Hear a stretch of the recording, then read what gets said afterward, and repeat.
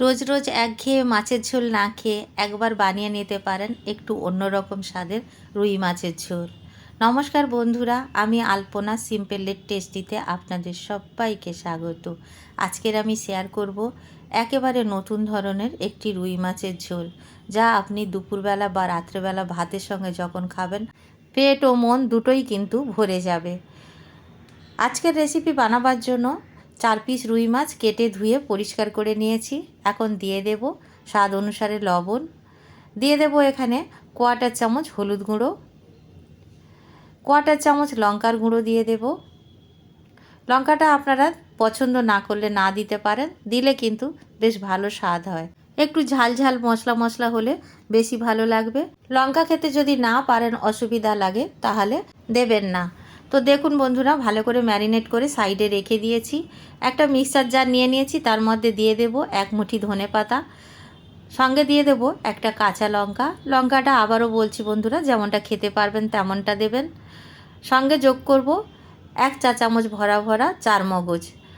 অল্প একটু জল দিয়ে দেব আর ব্লেন্ড করে রেখে দেব। দেখুন ব্লেন্ড করার পরে এইরকমই হয়েছে। সাইডে রেখে দিয়ে আর একটি মশলা রেডি করে রাখবো। এখানে আমি দিয়ে দেব 1/2 চা চামচ হলুদ গুঁড়ো, 1/2 চা চামচ লঙ্কার গুঁড়ো দিয়ে দেব, ধনের গুঁড়ো দিয়ে দেব 1/2 চা চামচ, জিরার গুঁড়ো দিয়ে দেব 1/2 চা চামচ, গোলমরিচের গুঁড়ো দিয়ে দেব 1/4 চামচ। তো গোলমরিচের গুঁড়ো কিন্তু ঝাল হয়, তো সেই বুঝে দেবেন। আর বন্ধুরা, অনেকে আজকাল ঝাল কম খাচ্ছেন, সেজন্য আমি ঝালের কথা বারবার বলছি। অল্প একটু জল দিয়ে ভালো করে মিশিয়ে মশলাটাকে রেডি করে রেখে দিতে হবে। এইভাবে যদি আমরা মশলাটা রেডি করে রাখতে পারি, তরকারির স্বাদ কিন্তু দ্বিগুণ বেড়ে যাবে। জলের মধ্যে মশলাটা গুলে এইভাবে রেখে দেব। এখানে আমি একটি পেঁয়াজ নিয়েছি মিডিয়াম সাইজ, পেঁয়াজটাকে কুচি কুচি করে কেটে নেব। তো দেখুন আমি এইভাবে কুচি কুচি করে কেটে নিচ্ছি। বন্ধুরা, আজকের ভিডিও যদি ভালো লাগে একটা লাইক করে দেবেন। আমার চ্যানেলে নতুন বন্ধু হলে প্লিজ একটা সাবস্ক্রাইব করে দেবেন। পেঁয়াজটাকে এইভাবে কুচি কুচি করে আমি কেটে নিয়েছি। দেখুন এইরকমই কিন্তু কেটে নিতে হবে। আর সাইডে যে শক্ত অংশটা থাকে সেটা বাদ দিয়ে দেব। তো দেখুন অল্প একটু শক্ত ছিল, সেই জায়গাটা মুখের ধারে বাদ দিয়ে দিয়েছি। এখন গ্যাস জ্বালিয়ে কড়াই বসিয়ে দেব আর কড়াইয়ের মধ্যে সর্ষের তেল দিয়ে দেব। এই রান্নাটা সর্ষের তেল দিয়ে আমরা করে থাকি। আপনারা আপনাদের পছন্দ মতো যে কোনো রান্নার তেল দিয়ে রান্না করে নিতে পারবেন, কোনো অসুবিধা হবে না। কড়ার গায়ে তেলটাকে খুব ভালো করে স্প্রেড করে দিয়েছি আর খুব সুন্দর করে কড়াইটাকে গরম করে নিয়েছি। এখন মাছগুলো দিয়ে ভেজে নেব। বন্ধুরা, এই রান্নাটি কিন্তু আপনারা চারা পোনা, বাটা মাছ বা তেলাপিয়া মাছ দিয়েও কিন্তু এই রান্নাটা করতে পারবেন একই মশলা দিয়ে। এখন ভালো করে ভেজে নিতে হবে মাছটাকে, তবে মাছটাকে আমরা বেশি কড়া করে ভাজবো না। এপিট ওপিট করে অল্প অল্প করে ভেজে নেব। এক একটা পিঠ 30 সেকেন্ডের বেশি ভাজার প্রয়োজন হয় না। তো দেখুন আমি এইভাবে উল্টে পাল্টে ভেজে নিয়েছি, এখন তুলে নেব। মাছ বেশি কড়া করে ভাজলে মাছের স্বাদ চলে যায়। আপনারা যদি কম ভাজা মাছ পছন্দ না করেন, একটু বেশি করে ভেজে নেবেন।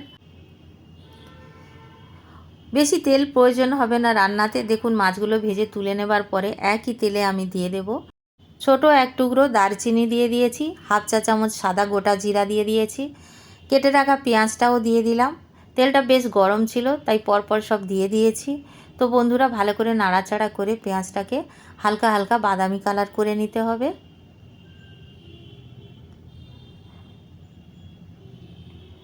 পেঁয়াজটাকে ভাজতে ভাজতে যখন এরকম কালার এসে যাবে, তখন দিয়ে দেব আদা রসুন বাটা। তো আদা রসুন বাটা 2 চায়ের চামচ দিতে হবে। আদা রসুন বাটা দেওয়ার পরে খুব ভালো করে নাড়াচাড়া করে ভেজে নিতে হবে, যতক্ষণ না কাঁচা গন্ধটা চলে যায়।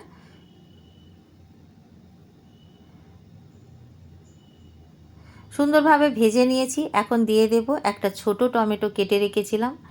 টমেটোটাকে বড় বড় সাইজের করে কেটে রেখেছিলাম।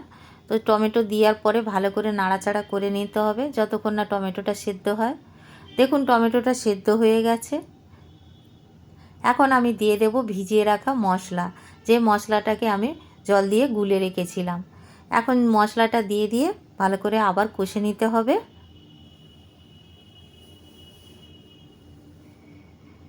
2 থেকে 3 মিনিট কষে নিলেই হবে। মিডিয়াম আঁচে রেখে আমি কষে নেব।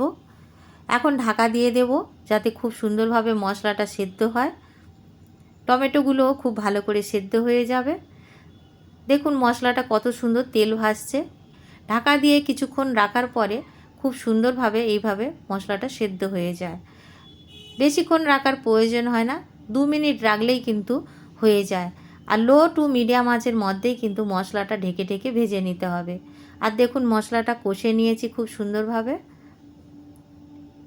যখন এইরকম তেল ছাড়তে শুরু করে দেবে তখন আমাদের দিয়ে দিতে হবে বেটে রাখা কাঁচা লঙ্কা, ধনেপাতা আর চারমগজ। তো দিয়ে দিলাম। এখন অল্প একটু মিক্সার জার ধুয়ে জল নিয়ে নেব, যাতে করে মশলাগুলো একটুও নষ্ট না হয়। সব কিছু দিয়ে দেওয়ার পরে আবারও নাড়াচাড়া করতে থাকতে হবে। নাড়াচাড়া করতে করতে খুব সুন্দরভাবে কষে নিতে হবে। মিডিয়াম আঁচে রেখে মশলাটাকে কষতে হবে। এখন আমি দিয়ে দেব স্বাদ অনুসারে লবণ। লবণটা দেওয়ার পরে আবারও কষে নেব।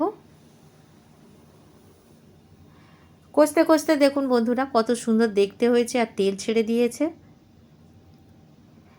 এরকমই দেখতে হবে যখন, তখন দিয়ে দিতে হবে গরম জল।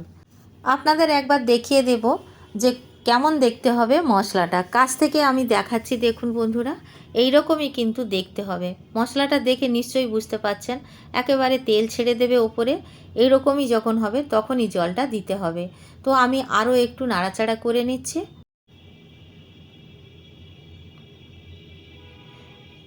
এখন আমি দিয়ে দেব গরম জল। দেখুন বন্ধুরা গরম জল দিলে কিন্তু এই রান্নাটার স্বাদ দ্বিগুণ বেড়ে যাবে। রান্নাটা যদি আমরা কাঁচা জল দিই তাহলে কিন্তু স্বাদটা অনেকটা পানসা মতো হয়ে যাবে। যেহেতু এখানে ধনেপাতা দিয়ে আমরা কষে নিয়েছি, এখানে ঠান্ডা জল দিলে কিন্তু ভালো লাগবে না। তো দেখুন জলটা যতটা প্রয়োজন হবে ততটা দিয়ে দিতে হবে, যেমনটা আপনারা ঝোল রাখবেন। যেহেতু এখানে ফুটন্ত গরম জল দিয়েছি, ঝোলটাকে আর বেশি ফোটানোর প্রয়োজন হবে না। এখন মাছগুলো দিয়ে দেব। ভেজে রাখা মাছগুলো দিয়ে, যে পাত্রে মাছগুলো ভেজে রেখেছিলাম সেই পাত্রে যতটুকু তেল থাকবে এটা কিন্তু বন্ধুরা ফেলা যাবে না। এটা কিন্তু দিলে তরকারির স্বাদ বা মাছের ঝোলের স্বাদ দ্বিগুণ বেড়ে যাবে। একটা কাঁচা লঙ্কা ভেঙে দিয়ে দিলাম, যারা বেশি লঙ্কা খাবেন তাদের জন্য। আর একটু ভালো ফ্লেভারও হবে কাঁচা লঙ্কার। হাফ চায়ের চামচ গরম মশলার গুঁড়ো দিয়ে দিলাম। ভালো করে নাড়াচাড়া করে নেব আর ফুটিয়ে নেব।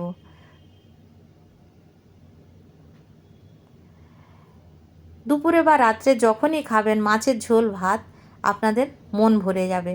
এই রকমই মাছের ঝোল বাড়িতে থাকা উপকরণ দিয়ে বানিয়ে নিতে পারবেন। এখানে আমি 4 মিনিট ঢাকা চাপা দিয়ে রান্না করে নিয়েছি মিডিয়াম আঁচে রেখে। মাছের যে জুসটা আছে সেই মাছের জুসটা কিন্তু ঝোলের মধ্যে খুব সুন্দরভাবে মিশে গেছে। তো এখন আমি গ্যাসের ফ্লেমটা অফ করে দেব। ঢাকা দিয়ে স্ট্যান্ডিং টাইমে রেখে দেব 5 মিনিটের জন্য। 5 মিনিট পরে পরিবেশন করার জন্য আমি একটি পাত্রে নামিয়ে নেব। দেখুন কতটা লোভনীয় হয়েছে দেখতে। বাড়িতে বানাবেন, কেমন লাগলো কমেন্ট করে জানাবেন। রেসিপি যদি ভালো লাগে একটা লাইক দিয়ে দেবেন। আমার চ্যানেলে নতুন বন্ধু হলে সাবস্ক্রাইব করতে ভুলবেন না যেন। আজকের এই পর্যন্ত, দেখা হবে পরের ভিডিও নতুন কোনো রেসিপির সঙ্গে। সুস্থ থাকবেন, ধন্যবাদ, নমস্কার।